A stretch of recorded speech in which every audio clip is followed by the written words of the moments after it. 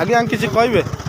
ଏଇ ଆଜ୍ଞା ସିଂହପଡ଼ା ଗ୍ରାମ ପଞ୍ଚାୟତ ଆଜ୍ଞା ଏ ଗ୍ରାମକୁ ଗଲାବେଳକୁ ଏଠି ଆଣ୍ଠିଏ ପାଣିରେ ପଶିକି ଲୋକ ଯିବା ଆସିବା କରୁଛନ୍ତି। ଆଜ୍ଞା ଦେଖନ୍ତୁ ଏଠିକାର ସରପଞ୍ଚ ଏଠିକାର ବିଡିସି ଏଠିକାର ୱାର୍ଡ ମେମ୍ବର ମାନେ ବର୍ତ୍ତମାନ ପଥ ଉତ୍ତୋଳନ କରୁଛନ୍ତି। ଏଠି ଗାଁକୁ ଯିବାକୁ ରାସ୍ତା ନାହିଁ।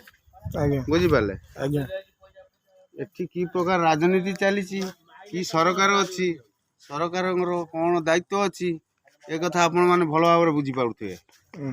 ଛୋଟ ଛୁଆ ମାନେ ବି ଛୋଟ ଆସୁଛନ୍ତି। ପିଲାମାନେ ଏଠି ପାଣିରେ କାଦୁଅରେ ପଶିକି ଯିବା ଆସିବା କରୁଛନ୍ତି।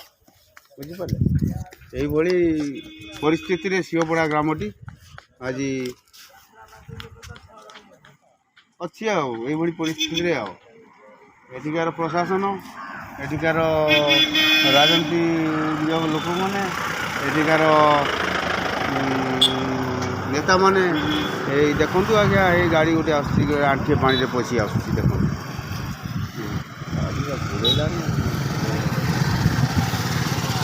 ଆଜ୍ଞା ଏ ଯେଉଁ ରାସ୍ତାଟା ହେଇଛି ଏମିତି ଏ ବିଷୟରେ କିଛି କହିବେ କି? ସରପଞ୍ଚକୁ ଧରିକି ଆମେ ଆଣ୍ଠେଇ ଦେଇକିରି ଭୋଟ ଦିଆ ସେ ଠିକ୍ ହେଇଯିବ। ଏ ସବୁତକ ଦୋଷ ହେଉଛି ସରପଞ୍ଚ। ଜୋର କରି କୁହନ୍ତୁ, ଆପଣ କ'ଣ କହୁଛନ୍ତି କୁହନ୍ତୁ ଟିକେ ସରପଞ୍ଚ ବିଷୟରେ କୁହନ୍ତୁ। ସରପଞ୍ଚ ଆଣ୍ଠେଇକି ଆଣିକି ଦିଆ ହେଇଛି, ପୋତି ଦେଇ ତାପରେ ମାଟି ଢାଳିଦିଅ, ଏଇଠି ପକେଇ ତାପରେ ମାଟି ଢାଳିଦେବା। ଢାଳିଦେଲେ ହେଇଯିବ। ନ କଲେ ବି ଗ୍ରାମ ସୁଧୁରିବ ନାହିଁ। ଆମ ଗାଁ କେବେ ସୁଧୁରିବ ସୁଧୁରିବ ନାହିଁ।